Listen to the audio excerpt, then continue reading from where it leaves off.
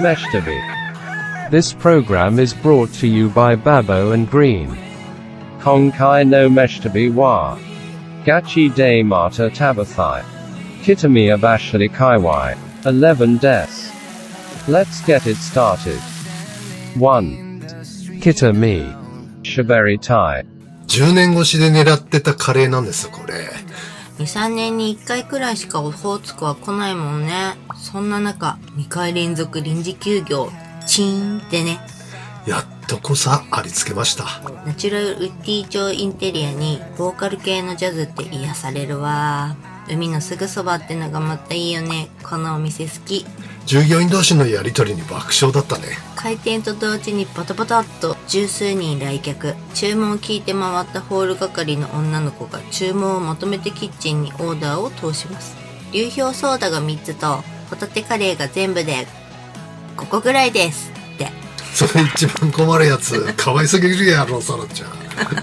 また勝手に名前をつけるな、こにゃろう。確かにレッドブルサラちゃんっぽかったね。さすがオホーツク、ホタフ最高ですね。ね、カフェっぽいからそれは期待してなかったんだけどね。一口噛んだら、嬉しくなる美味しさだったね。さすがサロマだね。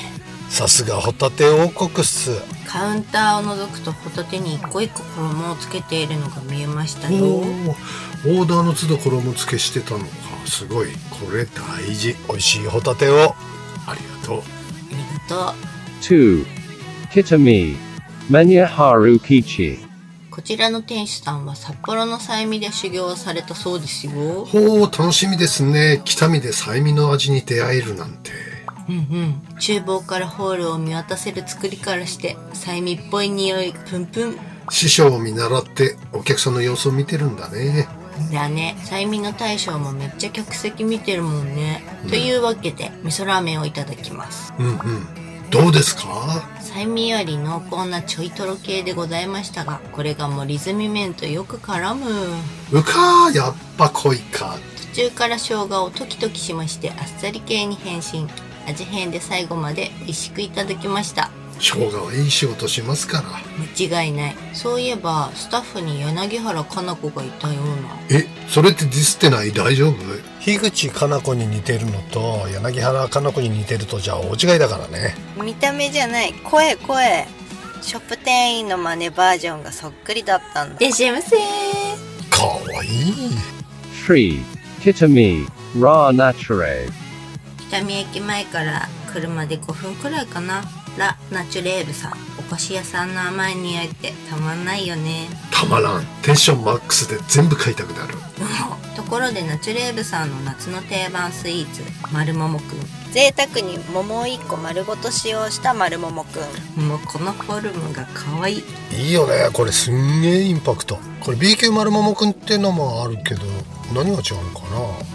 B 級丸桃くんは少し色が悪くなったり形が崩れた桃を使用しているので少しだけお値段が安いんだって。味に問題はございません。へえ、弱い者味方のミスタービーズ B 級丸桃くんをチョイス。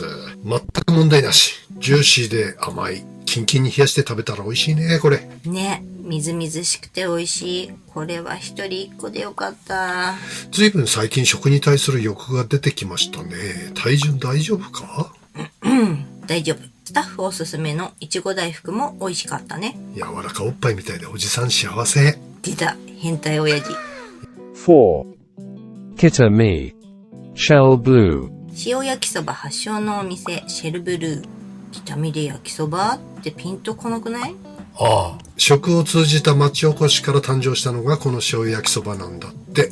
おじさんは捏造系ご当地グルメと呼んでいます。こら、そういうこと言わない。確かに北見で塩焼きそばイメージゼロよね。だよ。オホーツク北見塩焼きそばには8か条もの定義があるんだって。オホーツク海産のホタテを使用する、生産量日本一の北見玉ねぎを使用する、鉄板に乗せるなどね。ふむ。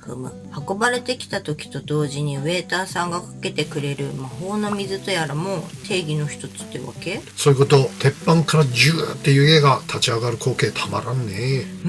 ベースはあっさり塩味だけどホタテのうまみが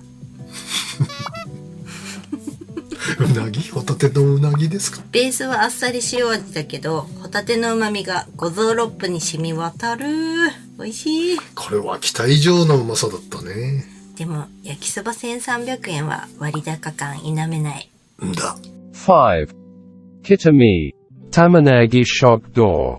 国道沿いの可愛いレストラン。10年ぐらい前でしょうかね、前に来たのは。こちらのブラックカレーかなり好みのタイプなんです。確か玉ねぎに肉が巻いてあるんだよね。そう。なんだイカリングじゃんと一瞬勘違い。多分これ最後までイカリングと信じて食べる人いるんじゃねえかな。いやいや、それはないでしょう。これは神保町の行列ブラックカレー、キッチン南海を彷彿とさせるブラックカレーです。10年ほど前まではおじさんのナンバーワンカツカレーでしたからね。キッチン南海はかなり好きなカレーですよ。うん。おじさん的に東北ツートップのカレーです。滝川の森さんと、そういえば外人ナレーションが滝川深川界隈の動画でカレーの生産って言ってるんですが、森さんの勘違いでした。訂正してお詫び申し上げます。視聴者の方から教えていただいたんだよね。ありがとうございました。今後このようなことがないようよく言って聞かせました。本人も反省しております。ご指摘ありがとうございました。いや、あなたがコンピューターに打ち込んでるんでしょうか。6. Kitami, Kashiko Boshiga. 1917年創業。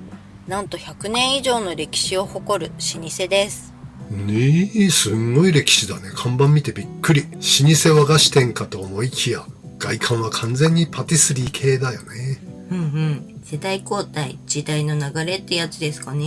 焼き菓子にケーキ、伝統の和菓子と種類豊富。人気ナンバーワンのワッフル。これ重フェザー級。微妙なとこ来たな。フェザー級ってどんな階級か分かってんの？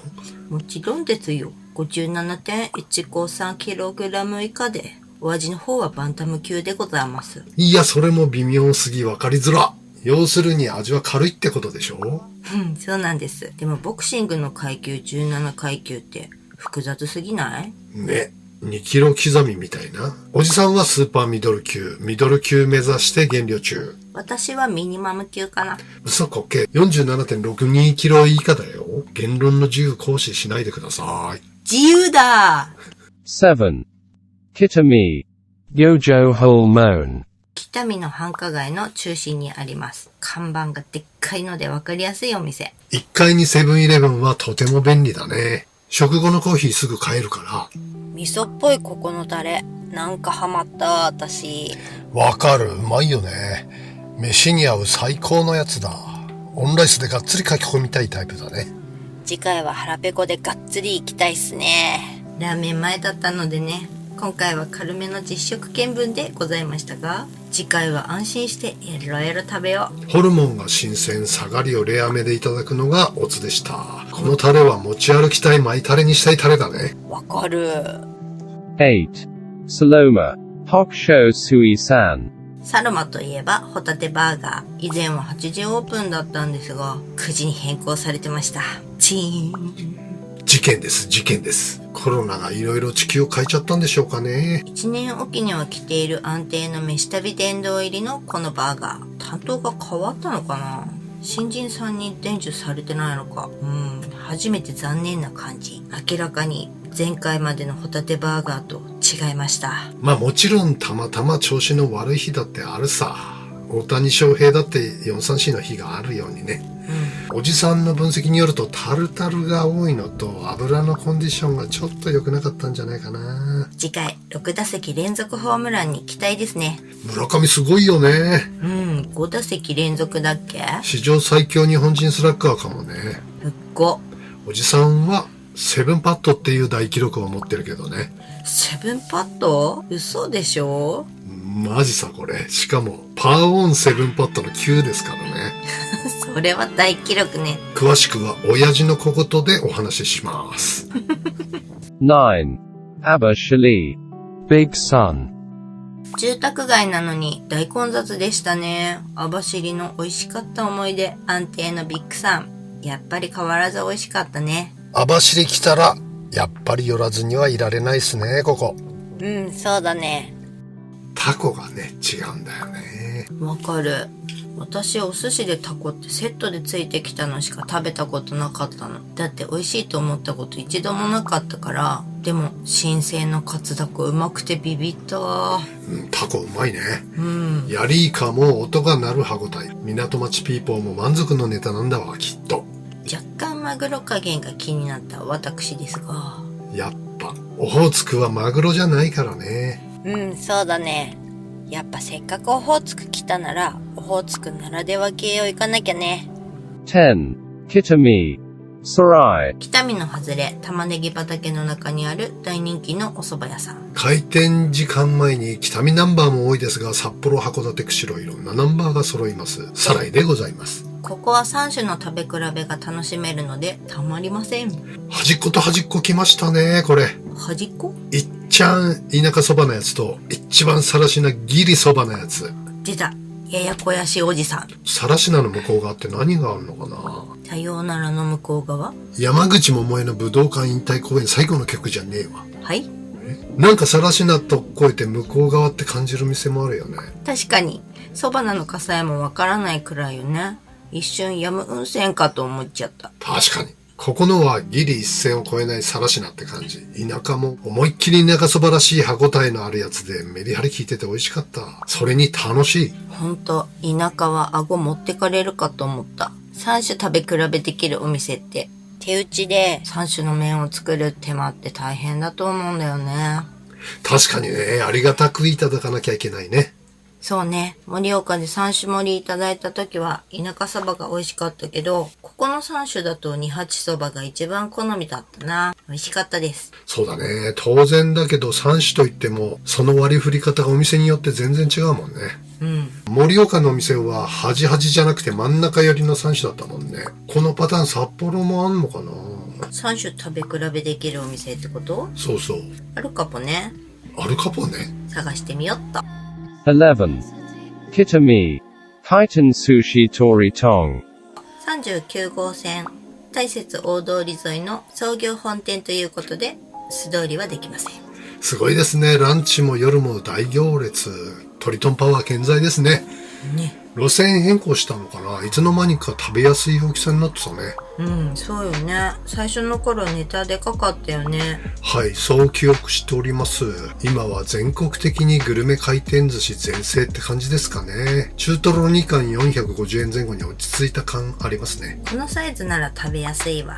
昔のデカネタサイズはごめんなさいな私です。おじさんでも無理だってあれは。美味しい回転寿司が増えて嬉しいけど、握りのお寿司屋さんって大変でしょうね。そうだろうね。寿司だけじゃないけどね、価格レボリューションも。と言いますと、床屋はおじさん子供の頃から2、3000円だったのさ。40年以上前だぜ。今1000円でしょ。おじさんなんかもうおしゃれしてないからさ。昔はおしゃれしたような口ぶりですね。クリームパンは20円だったのが今5倍の100円になっちゃってるわけで。クリームパン20円？戦前の話？ドル円が360円固定だった頃さ。ドル円が360円って話は聞いたことあるけど、固定だったの？そうだよ。1973年の現在の変動相場に移行するまではね。クリームパンは5倍になってるし、タバコもね。なのに1000円カットに100円寿司100円ショップでしょ。美容師さんや寿司屋さんは大変だね。日本が大変さ。給料も。ところでトリトンはどうだったのよ。あ、美味しかったよ。ただイカはいかがなものかと思ったけどね。それ言いたいだけ。いい加減にして。Jikai no Meshitabi wa Gachi de Mata Tabathai Ishikali Tobetsu Kaiwai des Otanoshimini. See you soon. 昔、アロハカントリーって言ったこと？あるある。あそこがリレントカントリーでリレント系商品がやってるコースだった時に、時々行ってたんだけど、まだ高速がね、帯広の方に行く高速ができてなかったと思うんだよね。何十年前やね。で、立地も悪いし、コースもなんか短いし狭いし、あんまり人気がなかったからなのか、何か特色をつけたいってことで、グリーンをめちゃめちゃ速くしてたのさ。それが気に入って、俺たち結構行ってたんだけど、結構アマチュア競技クラスのスピードが出てるぐらいのグリーンのスピードだったのね。で、短いミドルホール、打ち上げのホールがあって、まあ、ドライバーパーンって打ったら、残り100ヤードあるかないかぐらいの、まあ普通にパワーオンして、まあ、ちょっとピンが手前だったんで、ハイについちゃったんだよね。奥に。ね。で、バーディーパットを打ったら、まあ、グリーンから出てしまって、